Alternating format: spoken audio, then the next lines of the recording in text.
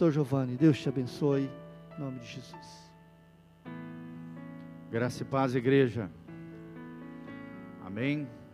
Abra comigo Atos capítulo 2, versículo 37, Atos 2, 37. Louvado seja o nome do Senhor. Glória a Deus, como é bom estar na casa do Senhor, não é verdade? Amanhã, segunda-feira, depois da reunião de oração, e quero te incentivar a vir na reunião de oração, nós temos a nossa Bible School, nossa escola bíblica, das 9h30, das 21h30, às 10h30 da noite, às 22h30, aqui na salinha de oração. Se você quiser aprender mais de Deus, da palavra de Deus, nós estamos dando um módulo de introdução à Bíblia. Se você quiser aprender mais de Deus, é nosso convidado, aberto a todos, um momento tremendo de ensino da palavra de Deus. Atos capítulo 2, 37, para nós entendermos um pouquinho daquilo que nós vamos falar nessa noite, precisamos contextualizar aquilo que estava acontecendo no livro de Atos. Para quem não sabe, o livro de Atos, Atos significa a ação do Espírito Santo através da igreja. Os atos do Espírito Santo através da igreja que se iniciava. Logo após os 4 evangelhos, nós vemos o livro de Atos. E nesse livro, é um livro que ainda está em aberto, porque nós ainda somos continuidade da história da igreja, até a volta de Jesus, o arrebatamento da igreja. O livro de Atos descreve justamente isso, os primórdios da igreja, os primeiros passos dos cristãos. E é tremendo aqui quando nós estudamos acerca das características dessa igreja primitiva.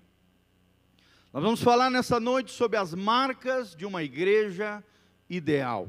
Fala comigo, igreja ideal. Como assim, pastor? O que é igreja ideal?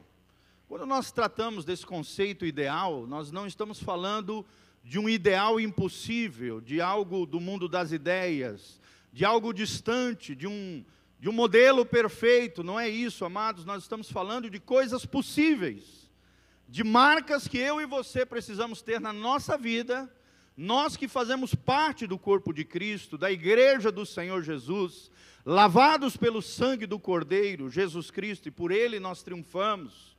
Nós que estamos aguardando a volta de Jesus, o arrebatamento da igreja, podemos ter essas marcas ideais, essas marcas que agradam o coração de Deus, esses comportamentos coerentes com o Evangelho de Jesus Cristo.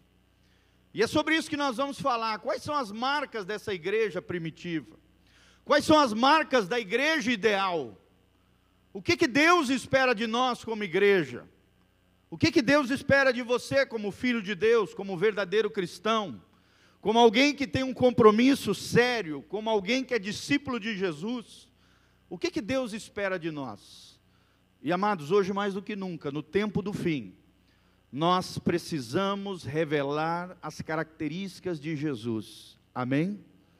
Precisamos ter essas marcas que a igreja primitiva tinha na sua vida, nos seus comportamentos, nos seus pensamentos, nas suas ações. Vocês vão ver que são marcas possíveis, para mim e para você, para cada um de nós, termos no nosso dia a dia, para que realmente sejamos relevantes, sejamos influentes, sejamos não só abençoados, mas abençoadores. As marcas de uma igreja ideal. Esse estudo que eu fiz, vamos começar hoje, com certeza não vamos terminar hoje, vamos dar continuidade em outros cultos. Amados, foi uma frase que eu li de um grande teólogo inglês, chamado John Stott, um dos maiores eruditos da palavra de Deus do século XX, um grande escritor de diversos comentários da Bíblia, de diversos livros. Numa das suas frases, eu estava lendo, fiquei impactado com essa frase, falei, nossa, isso aqui vai dar um sermão abençoado. Glória a Deus. Então nós vamos nessa jornada, mergulhar através da palavra de Deus e descobrirmos juntos, eu e você, cada um de nós, aquilo que Deus espera de nós como igreja. As marcas de uma igreja ideal, de uma igreja possível, de uma igreja que talvez você olhe e fale, eu não consigo ser isso. Deus olha para mim e para você e diz, é possível você ser isso. É possível você ter essas marcas, é possível você ter esses comportamentos, é possível você ser efetivo no reino de Deus, é possível você ser produtivo no reino de Deus, ser frutífero, se você possuir essas características da igreja ideal, da igreja segundo o coração de Deus. E é sobre isso que nós vamos falar, debaixo da graça de Deus e da unção do Espírito Santo. Amém? Para nós entendermos um pouquinho aquilo que fala o livro de Atos, no começo, primeiro capítulo, nós temos uma breve introdução do livro de Atos, depois uma menção sobre a ascensão de Jesus, e as muitas testemunhas que viram Jesus ressurreto, e Jesus subindo aos céus. Logo em seguida nós vemos os discípulos se reunindo em Jerusalém, ainda no capítulo 1 de Atos, e ali escolhendo o sucessor de Judas, o traidor, que foi banido da cúpula apostólica e colocado no lugar dele o Matias. Louvado seja o Senhor pelos nossos Matias, não é verdade, querido? Essa bênção de Deus, é claro que não estou me referindo a ele, mas sim do Matias, o irmão Matias, que na história da igreja foi colocado na cúpula apostólica dos apóstolos de Jesus, no lugar de Judas, que se suicidou. Nós sabemos a história. Então foi escolhido Matias. Em Atos capítulo 2, nós vemos a descida do Espírito Santo, os primórdios da fé cristã, o início da igreja. A partir de Atos capítulo 2, o Espírito Santo sendo derramado, e Deus fazendo um rebuliço santo, manifestando a sua glória, manifestando os dons de línguas, as pessoas ouvindo o Evangelho, cada um na sua língua, e Deus levantando então, logo em seguida, nós vemos o discurso de Pedro, Pedro cheio do Espírito Santo, aquele que era covarde, aquele que negou a Jesus, cheio do Espírito Santo, foi tomado pela presença de Deus, pela glória de Deus, e se levanta de maneira esplendorosa, fazendo um discurso, uma pregação extraordinária, onde cerca de quase 3.000 pessoas receberam Jesus como Senhor e Salvador. Amém? Eram apenas 120 irmãos que estavam ali no lugar chamado Alto, buscando o Senhor a partir de Jerusalém, esperando essa promessa do Espírito Santo, quando o Espírito Santo veio sobre a igreja como um vento impetuoso, manifestando a graça e a glória de Deus.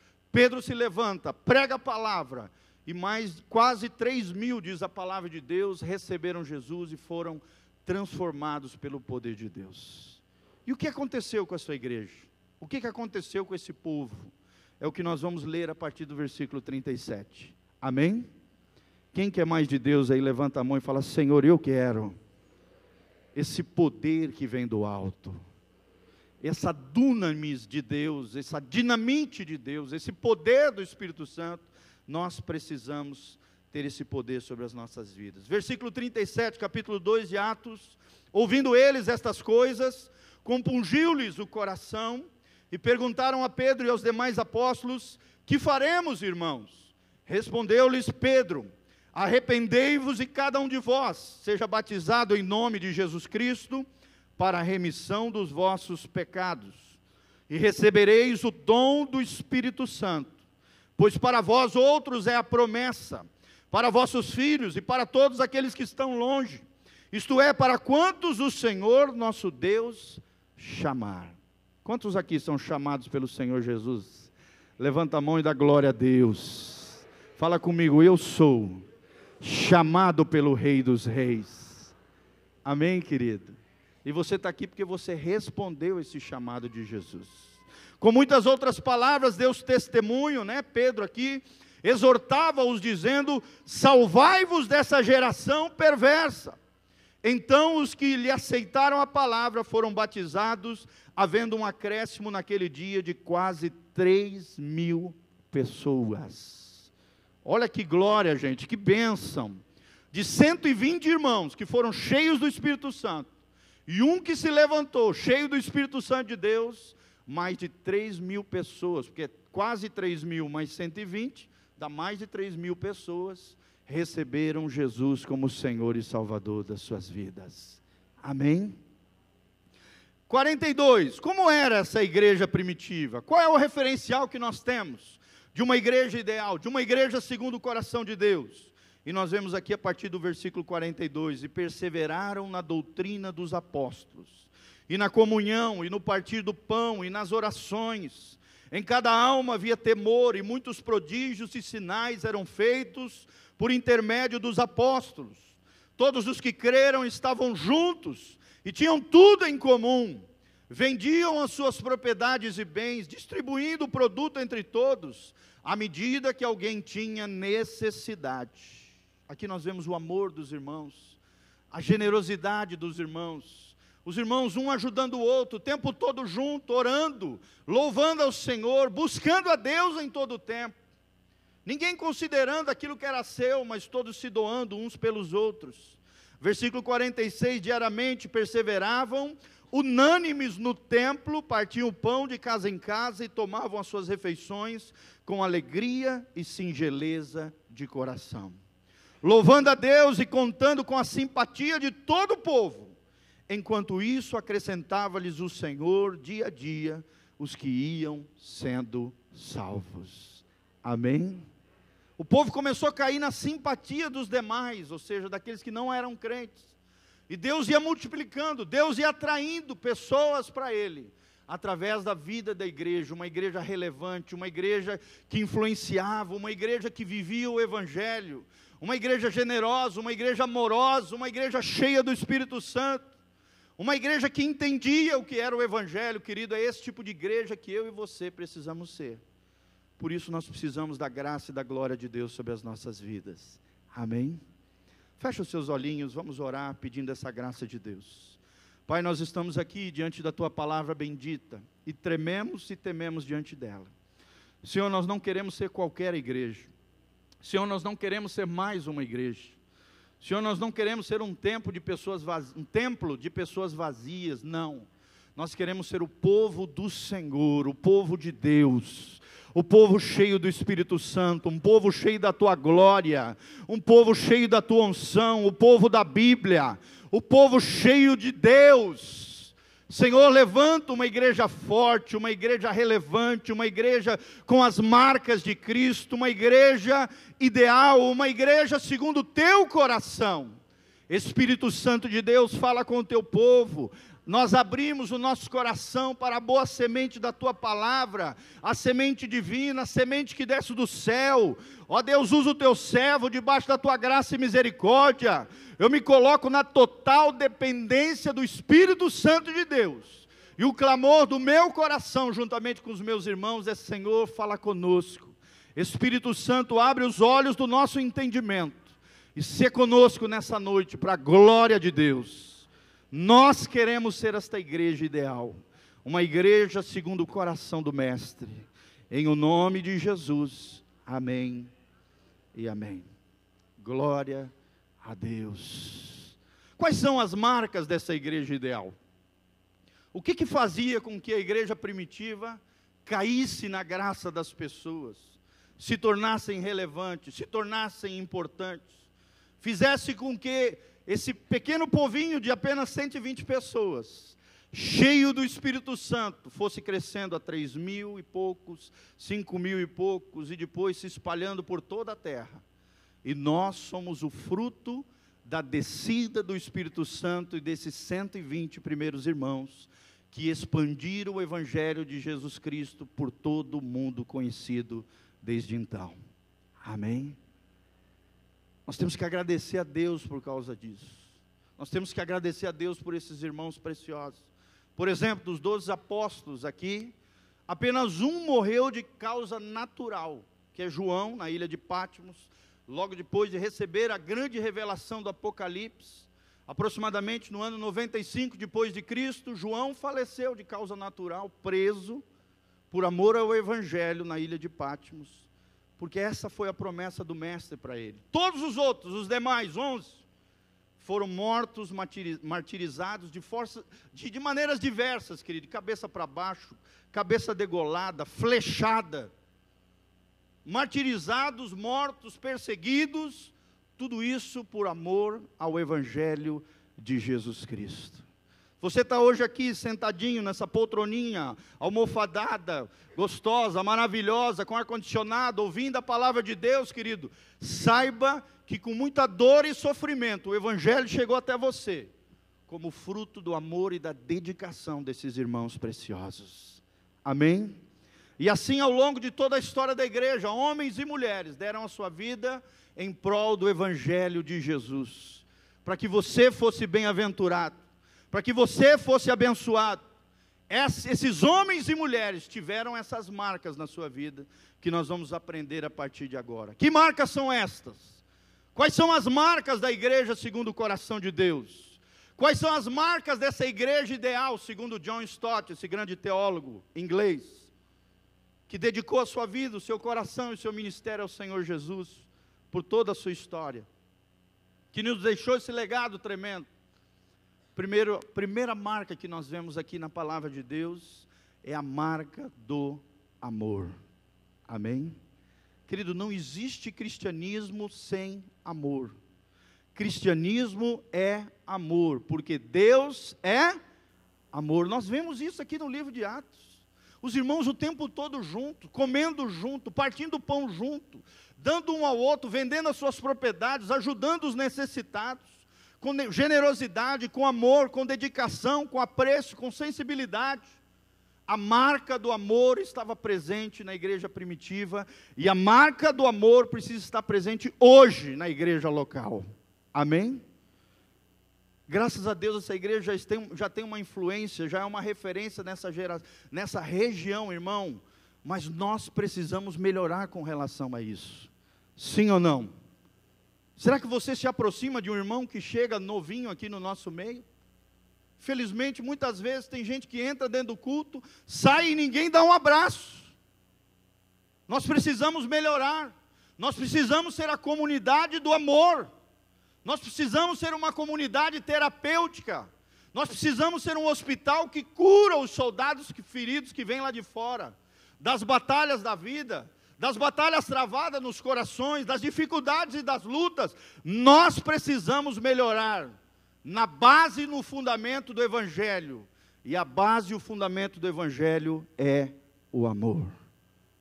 Querido, será que hoje você amou as pessoas da sua casa? Será que as pessoas te veem como uma pessoa amorosa, como uma pessoa compassiva, como uma pessoa paciente, como uma pessoa longânima, de pavio longo, de longo ânimo? Será que as pessoas te veem como uma pessoa generosa? Será que as pessoas te veem como uma pessoa cheia de misericórdia? Será que você tem um coração perdoador, irmão? Porque quem não aprendeu a perdoar, não aprendeu a amar. Quem ama, perdoa. Quem ama, esquece. Quem ama, supera. Quem ama, zera a dívida com o outro. Quem ama, renuncia. Quem ama, se sacrifica. Quem ama, diz não para um monte de coisa em prol das prioridades, daquilo que realmente é importante. Será que nós temos sido, querido, a comunidade do amor? Será que nós, como igreja, eu e você, porque igreja somos nós, não é esse auditório bonito, com ar-condicionado. Igreja é composta por homens e mulheres, lavados pelo sangue do Cordeiro imolado, que estão cheios do Espírito Santo e cheios da maior marca do Evangelho, a marca do amor. Amém?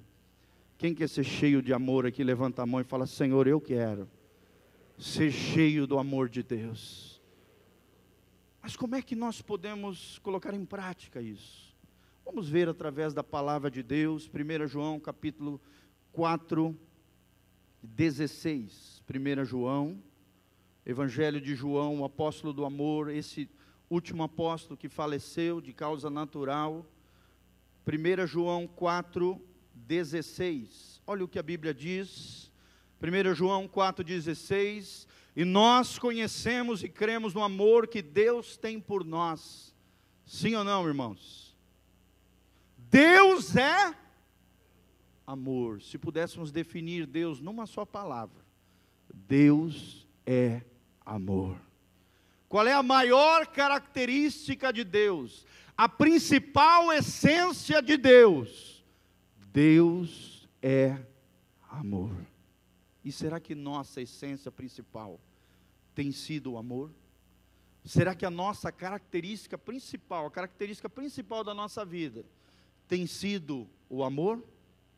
Deus é amor, e aquele que permanece no amor, permanece em Deus, e Deus nele. Se você quer permanecer em Deus, e quer que Deus permaneça em você, você precisa estar cheio de amor.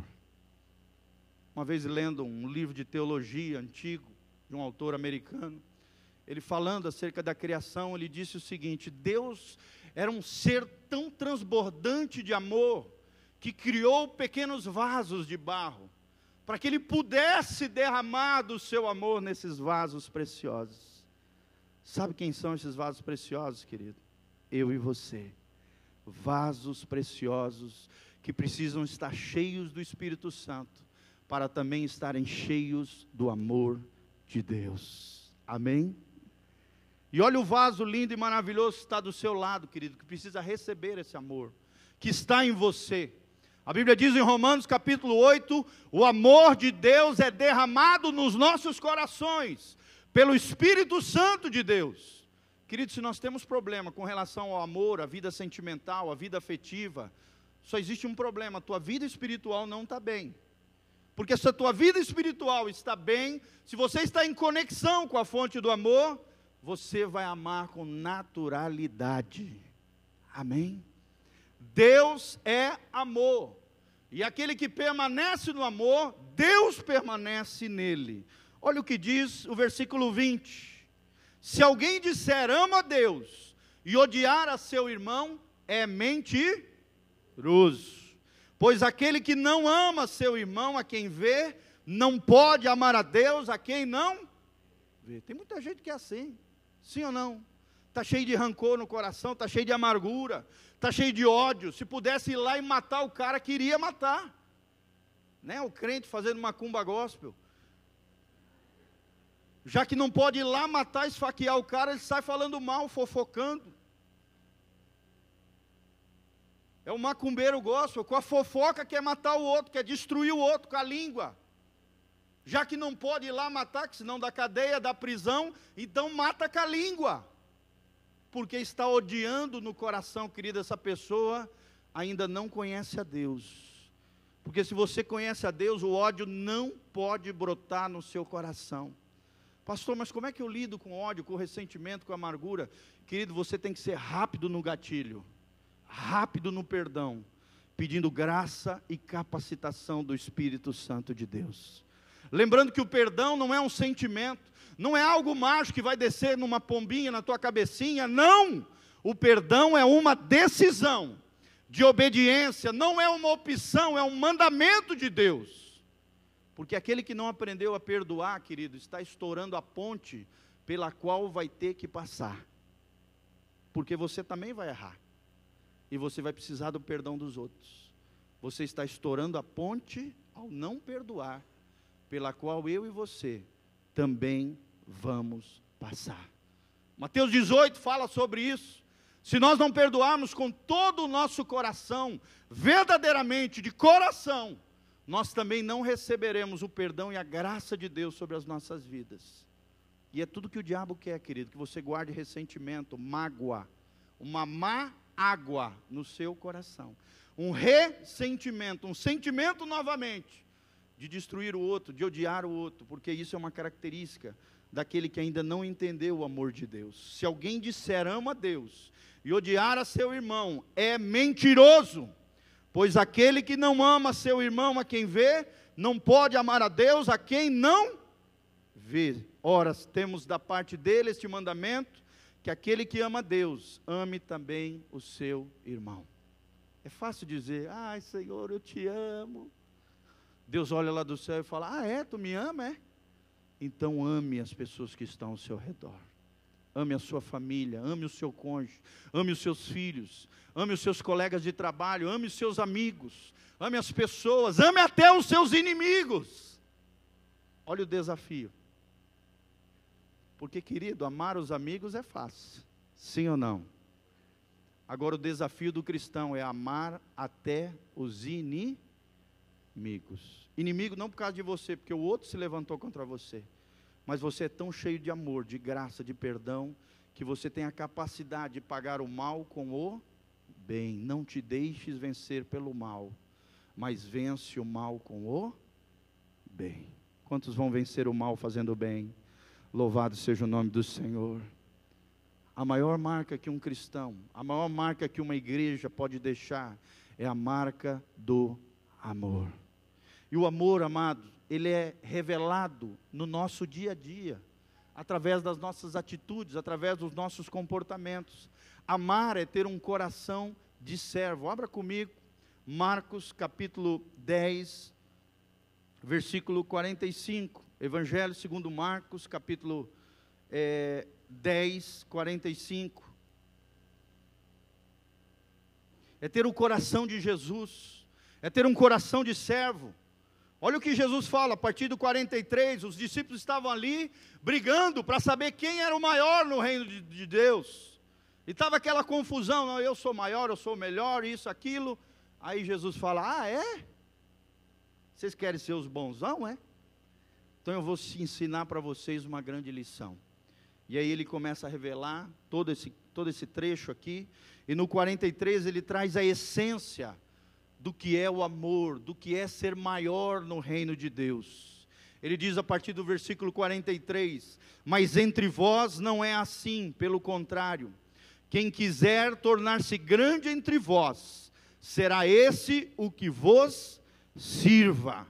E quem quiser ser o primeiro entre vós, será servo de todos. Fala comigo, servo de todos. Será que você tem sido servo de todos, irmão? Porque é fácil também falar, Senhor, eu te sirvo. Deus olha lá do céu e fala, é meu filho, você me serve, é? Então sirva as pessoas que estão ao seu redor. Sirva os seus irmãos, sirva a sua família, sirva a sua esposa, sirva o seu marido, sirva os seus filhos. Ajude as pessoas que estão ao seu redor. Você quer me servir? Sirva as pessoas. Amém? Servo de todos.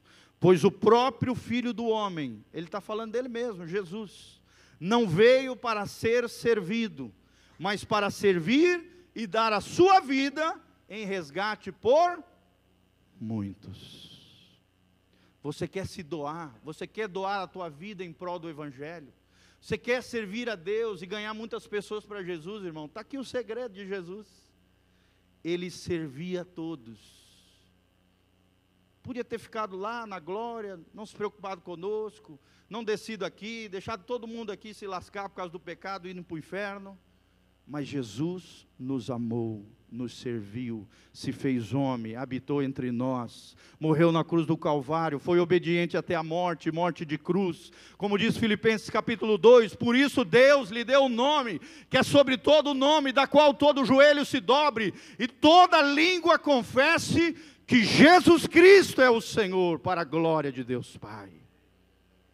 Ele se fez homem, ele se encarnou, ele foi como nós, ele vivenciou o que eu e você vivenciamos todos os dias, por isso ele pode nos ajudar.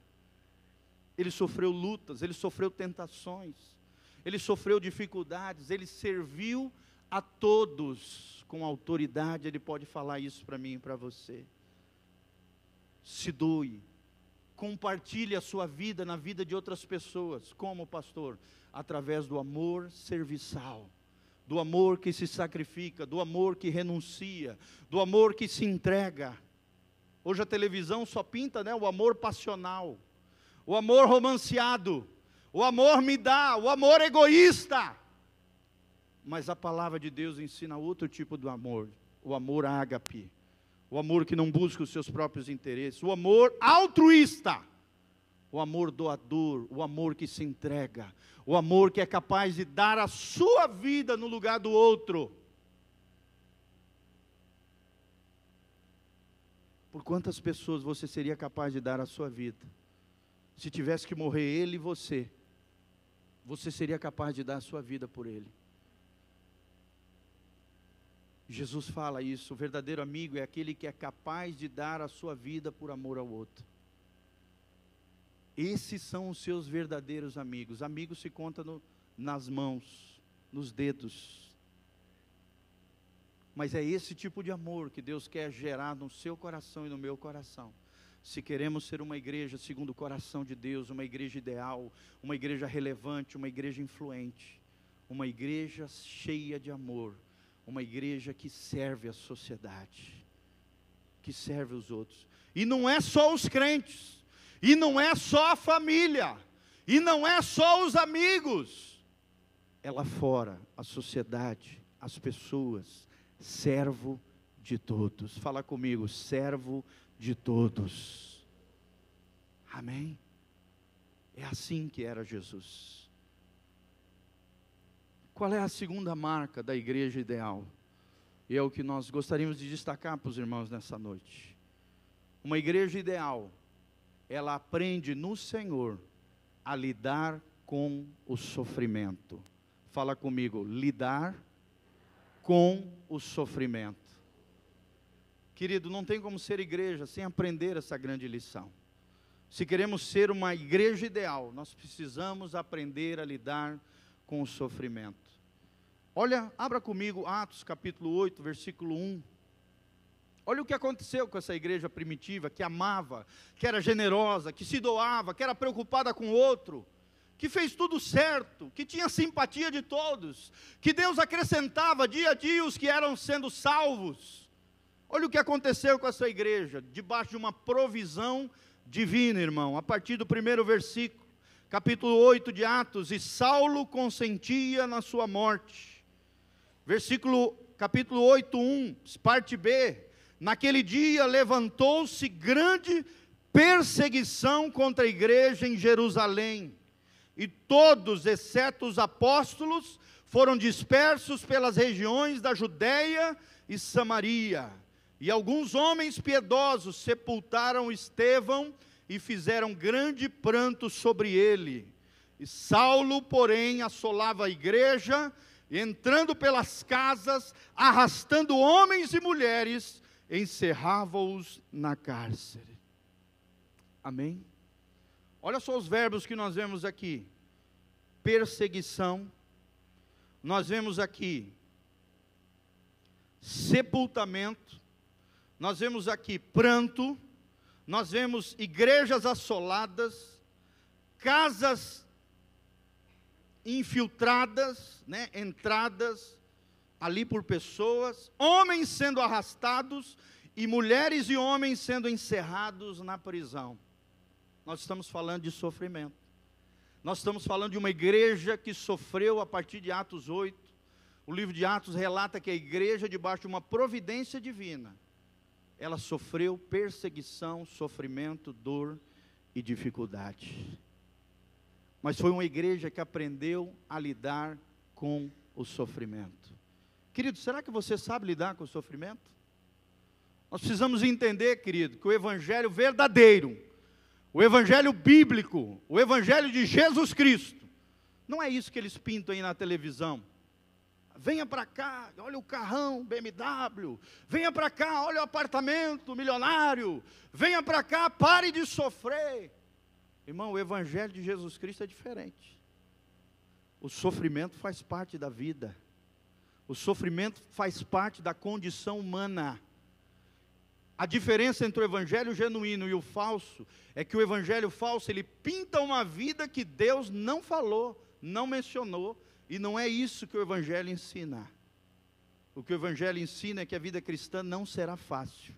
O que Jesus ensina é que a porta do reino de Deus é estreita, o caminho difícil, mas conduz à vida eterna. É fácil ser cristão, amados? Sim ou não? O verdadeiro cristão sabe a verdade, e sabe que na verdade não é fácil ser cristão. A dor e o sofrimento faz parte da vida. Precisamos aprender a lidar com o sofrimento. Todos os seres humanos vão sofrer. E quem diz o contrário está mentindo, é um enganador, é um mentiroso. O sofrimento faz parte da condição humana. Mas nós precisamos aprender a lidar com ele. Amém? Nós precisamos perguntar para Deus, quando estamos passando por momentos difíceis, de luta, de tribulação, nós temos que perguntar para Deus: Senhor, que lições o Senhor quer me ensinar com isso? Senhor, o que eu posso aprender diante dessa dificuldade? Como é que eu posso depender mais do Senhor? Como é que eu posso ser mais cheio do Espírito Santo? Como é que eu posso te buscar cada vez mais, irmão? Quando você estiver passando por luta, tribulação, dor e sofrimento, é tempo de buscar o Senhor. É tempo de buscar a Deus mais do que nunca. Porque nele, só nele, somos verdadeiramente mais do que vencedores. É só em Jesus que nós conseguimos triunfar sobre o sofrimento. É só em Jesus que nós temos consolo diante a perda de um ente querido. Você vê a pessoa que morre sem Jesus, é aquele desespero dentro da família, sim ou não? Mas quando você vê a morte de um cristão, claro que tem dor, tem sofrimento, tem a perda do ente querido, mas ao mesmo tempo existe uma alegria e um ar de esperança, que um dia nós nos encontraremos com Ele nos céus. Amém, amados? Glória a Deus. E Jesus nos receberá nos portais eternos. Hoje pela manhã eu estava fazendo um casamento, está fora do script isso, o Espírito Santo me trouxe a memória agora. Casamento lindo. E eu fiquei muito emocionado nesse casamento. Quando a noiva estava entrando, a Emily, uma irmã nossa, uma ovelhinha preciosa aqui de Jesus, quando o noivo viu ela, seu noivo Leonardo, ele estava naquela agoniação, né, normal de noivo, ali emocionado, chorando. Eu não sei porquê, nos dias de hoje os noivos choram mais do que as noivas. É verdade ou não, irmãos?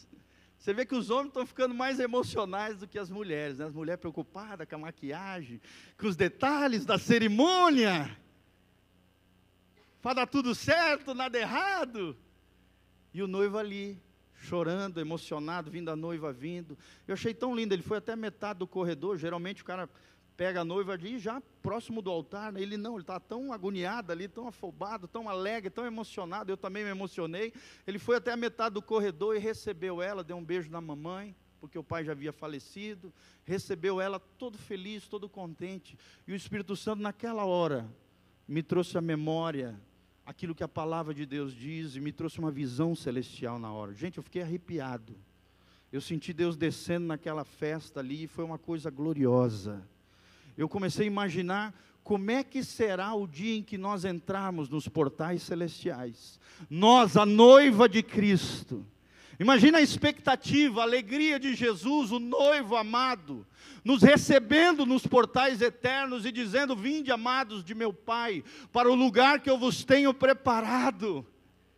Queridos, que coisa linda aquilo ali. Eu me segurei ali para não chorar. Parece que o céu se abriu e eu vi Jesus vindo e recebendo a noiva de Cristo, a igreja, o povo de Deus que sofreu, que lutou, que batalhou em prol do reino de Deus, e Jesus vindo, correndo naquela agoniação de nos receber, chorando em pranto, dizendo: valeu a pena morrer por eles, valeu a pena dar a minha vida na cruz do Calvário por amor a eles. Eis aí vem a noiva na direção do noivo, e aquela cena ficou marcada no meu coração. Nunca mais vou esquecer desse episódio. Amém?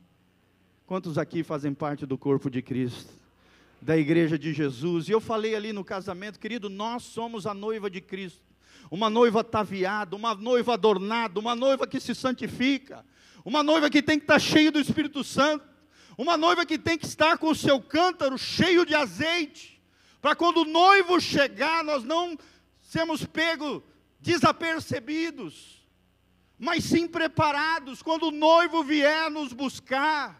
E queridos, está tendo muito buchicho na internet nesse ano, principalmente agora, na data 23 de setembro, não estou dizendo que Jesus vai voltar nessa data, jamais, mas está tendo ali um rebuliço na internet, as pessoas nessa expectativa do retorno de Jesus, do arrebatamento da igreja. Irmão, você está preparado para encontrar com o noivo? Você tem sido a noiva do Senhor Jesus? Você tem as marcas de Cristo na sua vida? Você tem o selo do Espírito Santo sobre você, o penhor, a garantia para o dia da redenção? Será que você tem? Será que você tem se preparado, ou você tem se embaraçado com as coisas desse mundo? Ou você está se preparando como uma noiva sem mancha, nem mácula, nem ruga, lavado pela palavra todos os dias, se consagrando ao Senhor, buscando a face do Senhor? É o tempo do fim, amados. Nós cremos, nós estamos vivendo a última geração, a geração que verá provavelmente o retorno do Messias, a glória de Deus. O palco está armado, é bomba para tudo quanto é lado, sim ou não? Ameaça da terceira guerra mundial, 2 loucos reinando, 2 impérios nucleares, o cerco armado, a Europa se levantando como potência mundial. Irmão, está aí, a qualquer momento pode acontecer. O soar da última trombeta, o arrebatamento da igreja. Como diz 1 Coríntios 15, no abrir e fechar de olhos, nós seremos arrebatados. Nós subiremos com Ele para os ares. Não vai dar tempo de consertar, querido. A trombeta vai soar e a Bíblia usa a seguinte ilustração: um abrir e fechar de olhos.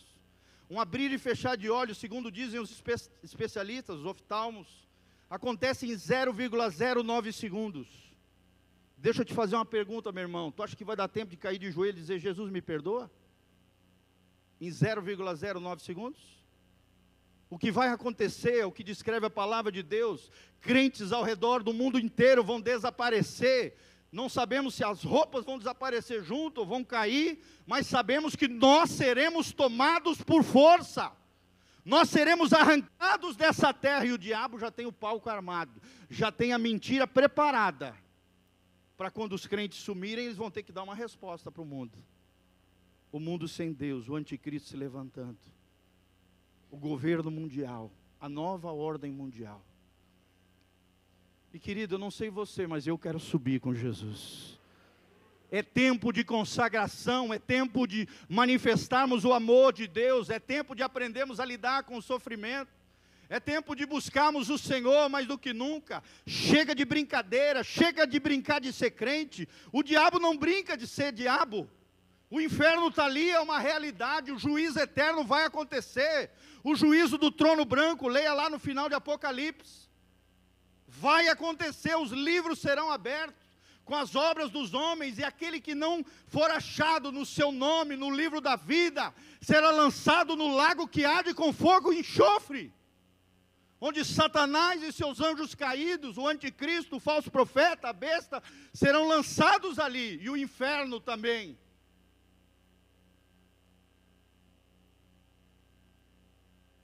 Meu irmão, eu estou me tremendo todo, porque eu sei que essa palavra veio do céu para você. Não é tempo de brincadeira, não é tempo, eu não sei vocês, querido, mas eu tenho me consagrado.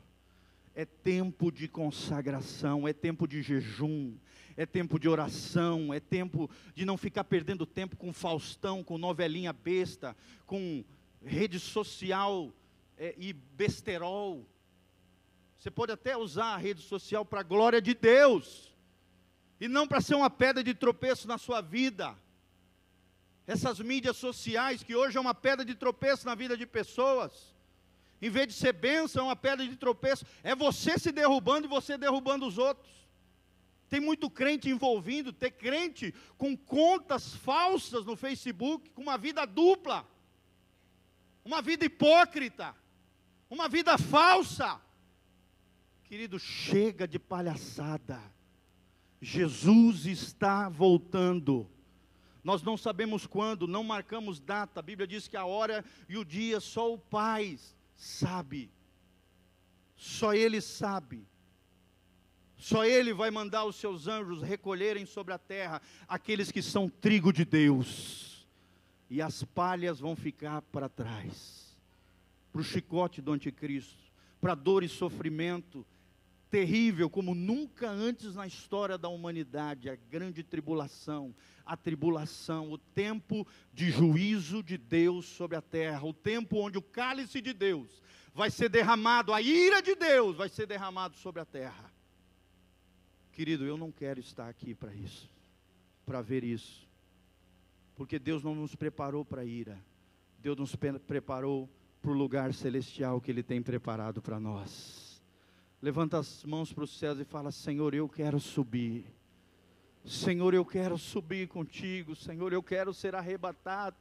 Senhor, eu quero ter as marcas de Cristo. Senhor, eu quero ser uma igreja relevante, influente, cheio do Espírito Santo, que aprendeu a lidar com a dor e com o sofrimento, que mesmo diante da perseguição, e a igreja está sendo perseguida hoje na sociedade, estão tirando a Bíblia dos ambientes públicos, estão tentando ataviar e calar os crentes, estão tentando fazer com que a gente não possa nem nos posicionar socialmente falando, estão tentando infiltrar o pecado e a iniquidade para dentro das igrejas.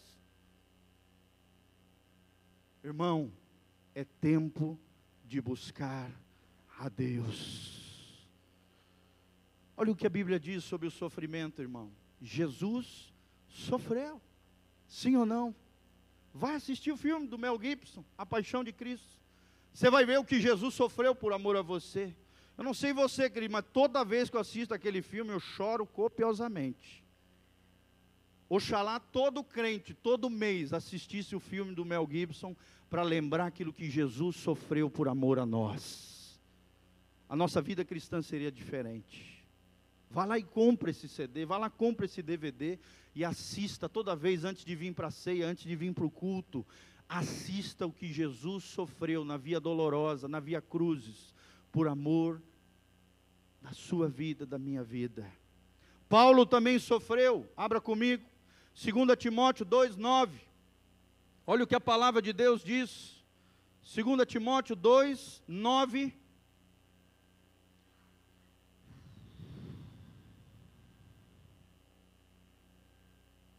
a Bíblia diz, pelo qual, aqui Paulo está em Roma, o decreto já foi dado. Muitos especialistas dizem que 2 Timóteo foi provavelmente a última carta de Paulo ao seu filho na fé, Timóteo. É como se fossem as últimas palavras, a carta final do apóstolo Paulo para os seus filhos na fé, para a igreja local, para mim e para você. Olha o que ele diz em 2 Timóteo 2:9, pela qual estou sofrendo até algemas. Ele estava preso, ele estava algemado, ele estava na cárcere em Roma. Foi morto provavelmente no ano 67 depois de Cristo, provavelmente pelo imperador Nero, pela qual estou sofrendo até algemas como malfeitor. Contudo, a palavra de Deus não está algemada. Fala comigo, a palavra de Deus não está algemada.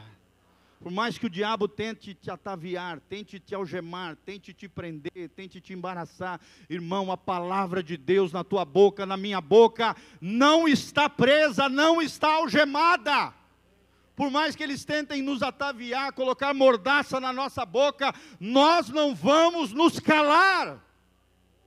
Se tiver que prender, que prendam. Vamos continuar evangelizando e pregando o evangelho até dentro das cárceres. Acho lindo a história do início da Jocum, jovens com uma missão, YWAMs, Young with a Mission, uma missão norte-americana. Deus falou com o Espírito Santo, a Lori Canahan, que é o fundador da Jocum, e com outros líderes cristãos, no início dessa missão na Austrália. Deus falou a eles, eu quero que vocês entrem na Austrália, e ali estabeleçam bases missionárias. Senhor, mas como que nós vamos fazer isso? Eu quero que vocês comecem pregando o evangelho nos presídios. Mas como assim, Senhor? Deus deu direções específicas para eles, através do Espírito Santo, que eram homens e mulheres que ouviam a voz de Deus. Eles foram nos presídios, começaram a limpar os banheiros dos presídios australianos. Tenta imaginar, eu e você, limpando o banheiro de um presídio.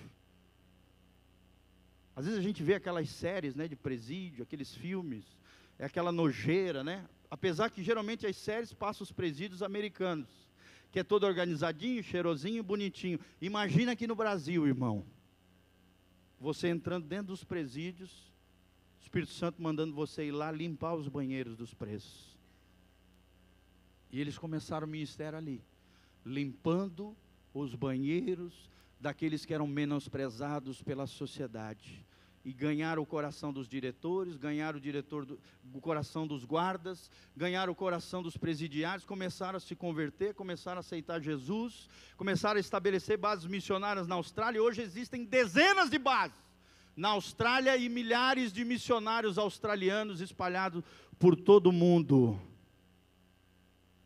Porque a igreja foi relevante, foi influente e teve a marca do amor, a marca da dor e do sofrimento em prol do Evangelho de Jesus Cristo. Querido, será que você é capaz de sofrer por amor a Jesus? Se colocar uma baioneta no seu bucho, como diz o nordestino, né? Na sua barriga, e falarem para você, nega Jesus e viva, reconheça Jesus e morra, qual seria a sua decisão? Não sei se você sabe, querido, mas a morte ainda está. Existem milhares e milhares de mártires cristãos hoje ao redor do mundo. Eu não sabia, até ser missionário no México, que até no México, um país predominância da religião predominante também no nosso país, existem perseguições terríveis.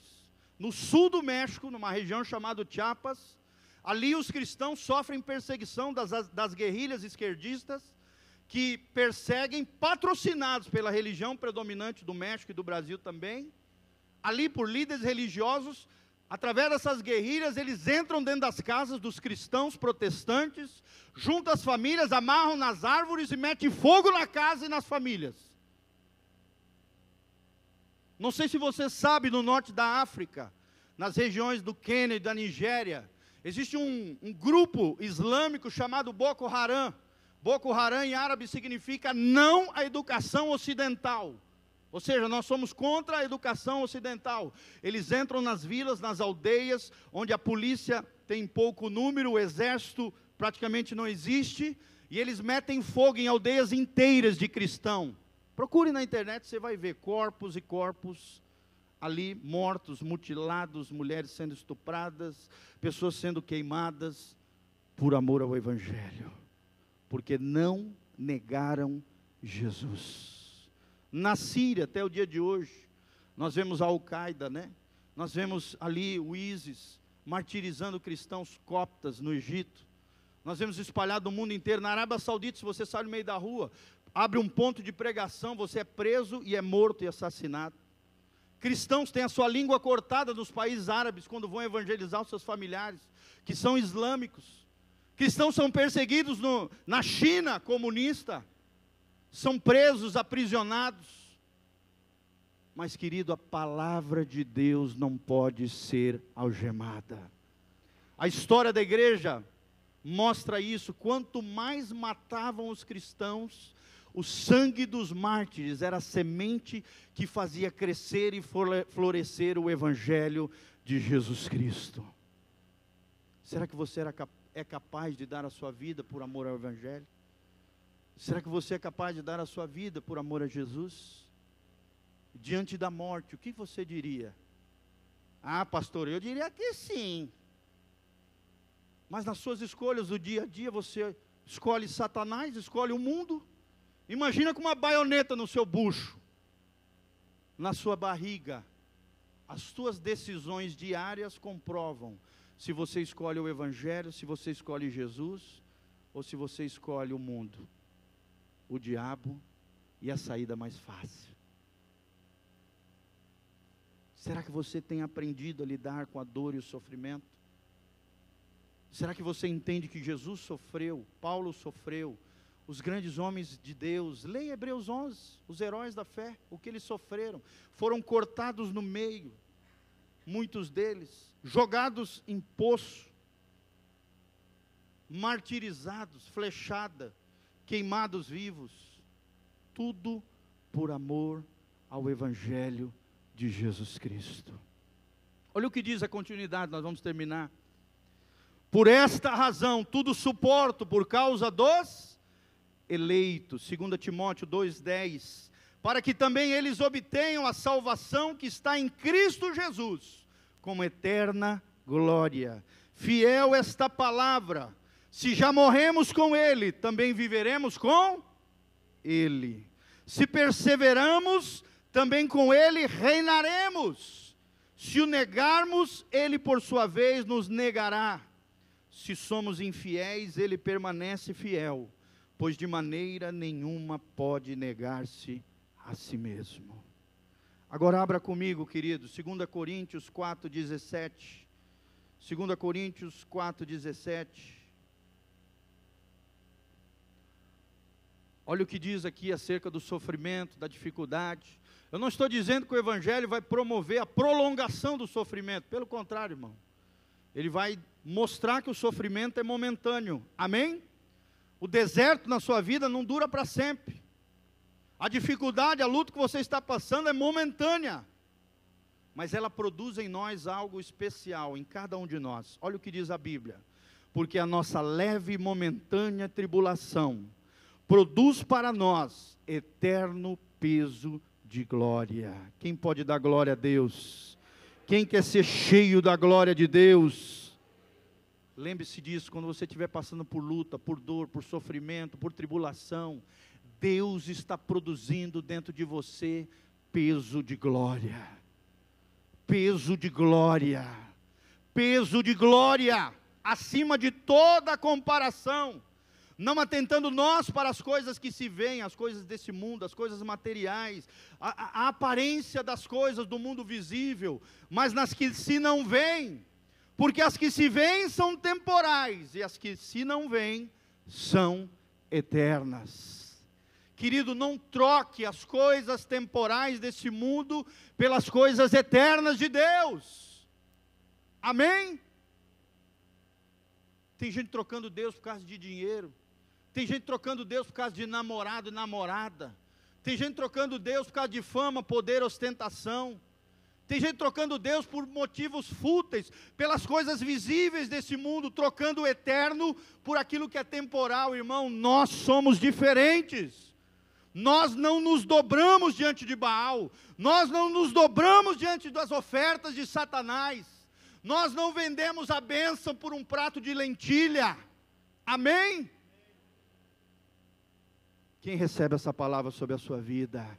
Unção de fidelidade, unção de perseverança, unção de visão de eternidade, unção e graça da parte de Deus. Abra comigo, já estou encerrando, 2 Coríntios 12:10, só para terminar esse tópico sobre o sofrimento.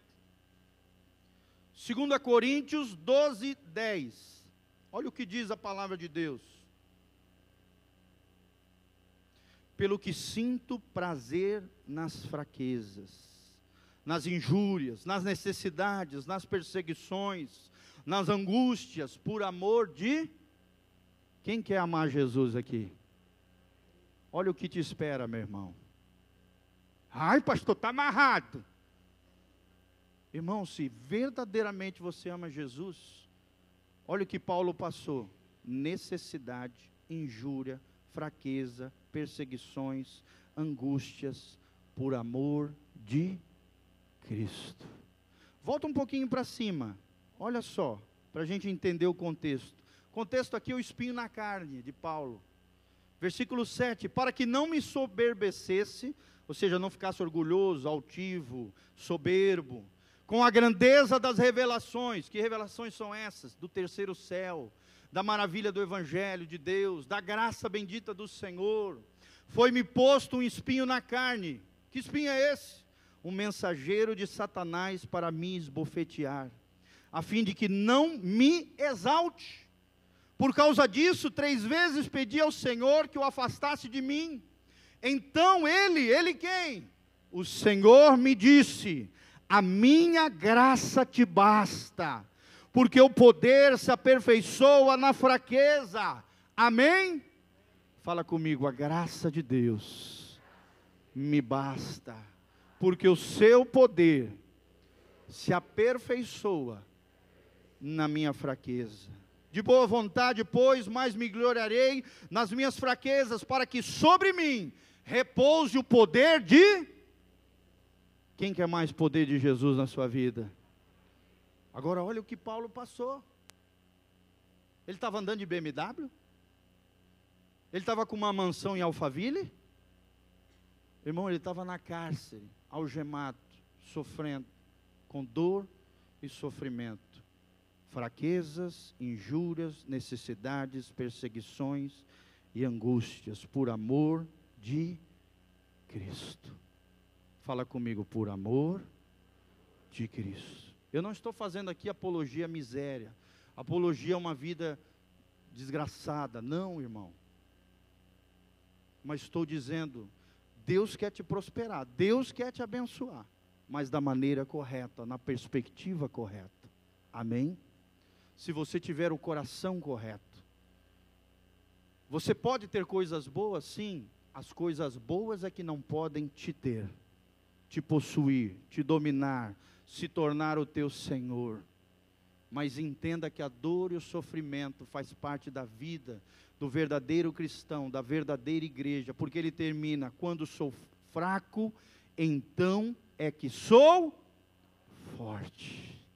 Glória a Deus. Quantos aqui estão fortes no Senhor? Dá glória ao Senhor Jesus. Fala comigo, quando sou fraco, aí que sou forte, porque a minha força não vem de mim mesmo, a minha força está na graça de Deus, está no meu Senhor. Lembre-se disso, querido. Quando você estiver na dor, no sofrimento, na dificuldade, na tribulação, na luta, na adversidade, quando sou fraco, aí sou forte. A hora da dor, do sofrimento, da angústia, da dificuldade, só existe uma resposta de Deus para mim e para você. Você tem que buscar Deus mais do que nunca antes na história da tua vida.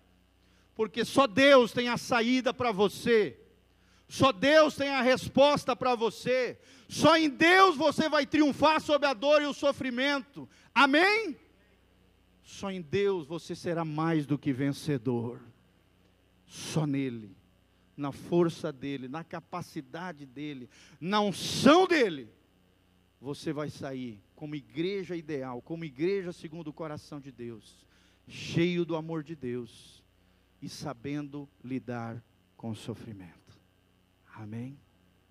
Você vai aprender a lidar com o sofrimento? Ou vai ficar murmurando, reclamando, jogando a culpa nos outros, blasfemando contra Deus? Irmão, é tempo de buscar o Senhor. Jesus está voltando. Coloque-se de pé diante do Senhor, cheio do Espírito Santo. Dê a mão para o irmão que está do seu lado. Vamos fechar os corredores aqui. Vamos fazer uma oração fervorosa diante do Senhor. Glória a Deus. Essa é uma igreja avivada. Essa é uma igreja cheia do Espírito Santo. Essa é uma noiva adornada, cheia da Bíblia, cheia da graça de Deus. Deus está aqui nesse lugar, querido. Desse púlpito sai palavra para abençoar dezenas de lugares ao redor do país e ao redor do mundo. Milhares e milhares de pessoas gostariam de estar onde você está. Todo domingo ouvindo uma palavra bíblica, cristocêntrica, cheio da graça e da glória de Deus. Isso é uma raridade nos dias de hoje. Mas Deus está aqui para te abençoar, para te fazer uma bênção para a glória de Deus. Fecha os seus olhos, começa a orar diante do Senhor. Começa a apresentar as tuas indagações, as suas necessidades, aquilo que você está sofrendo, aquilo que você está padecendo. Jesus está aqui, Jesus é a resposta. Deus está aqui para te abençoar, meu irmão. Senhor, nós estamos aqui diante da tua palavra bendita. Podemos sentir a tua presença. Podemos ver a tua graça, a tua glória sendo derramada neste lugar, sobre cada vida, sobre cada coração. Pai, queremos sair daqui encharcados com a tua glória, queremos sair daqui avivados, cheios do teu fogo, sendo tochas vivas do Senhor Jesus, sendo labaredas de fogo para o mundo perdido, sendo a resposta de Deus para o mundo sofredor. Senhor, nós estamos aqui porque te amamos, porque a tua palavra nos renova, porque a tua palavra nos transforma, porque a tua palavra nos vivifica, porque a tua palavra gera fé genuína, gera bênção de Deus sobre nós. Senhor, levanta uma noiva adornada, uma noiva imaculada, uma noiva sem mancha, nem ruga, uma noiva lavada pela tua palavra, uma noiva cheia do Espírito Santo, cheia de virtude, cheia de poder, cheia de graça e de glória. Senhor, levanta um povo fiel, um povo perseverante, um povo que não se vende, um povo fiel ao Senhor, um povo que não se dobra às propostas de Satanás, às tentações da carne, às inclinações desse mundo. Senhor, levanta uma noiva abençoada. Senhor, nós queremos nos encontrar contigo nos ares. Jesus está voltando e nós queremos estar preparados. Maranata, hora vem, Senhor Jesus. Espírito Santo nos capacita, Espírito Santo nos lava, Espírito Santo nos ajuda, Espírito Santo nos consola, Espírito Santo nos levanta na posição que está no coração de Deus. Espírito Santo nos dá identidade, Espírito Santo coloca o caráter de Cristo em nós, coloca o amor, coloca o coração de servo de todos, coloca um coração que pensa na eternidade, uma mentalidade celestial, um coração que saiba lidar com a dor e sofrimento. Senhor, nos capacita, ajuda o teu povo nas batalhas diárias, matando leões todos os dias, desafiando gigantes, triunfando sobre os desafios da vida. Senhor, abençoa com milagres e maravilhas, como nós lemos no livro de Atos, sinais e maravilhas eram feitos pelos apóstolos, e o povo caía na simpatia de todos, e o Senhor acrescentava aqueles que iam sendo salvos. Senhor, levanta um povo fiel neste lugar, o povo da Bíblia, o povo de Deus. Oh Jesus, nos capacita, Senhor, nos abençoa. Levanta as tuas mãos para os céus, que o Senhor te abençoe desde Sião, que o Senhor faça resplandecer o seu rosto sobre ti, que o Senhor derrame poder do alto, unção e graça sobre a tua vida, que a luz do rosto do Senhor brilhe sobre você, te prospere, te faça triunfar sobre os desafios da vida. Que o sangue de Jesus te purifique de todo pecado e lave a tua alma. Que o Espírito Santo mantenha o teu corpo, a tua alma e o teu espírito íntegros e irrepreensíveis até o retorno de Jesus Cristo, nosso Senhor. Que você seja noiva adornada, que aguarda pelo noivo ansiosamente. Que você se prepare, que a graça de Deus, o shalom de Deus que prospera, venha sobre a tua vida, sobre a tua casa e sobre o trabalho das tuas mãos. Quem recebe essa palavra de bênção, fala: eu recebo. Louvado seja o meu Deus. O Senhor Jesus me prospera. O Senhor Jesus me faz triunfar. Que Deus te abençoe, querido. Que você tenha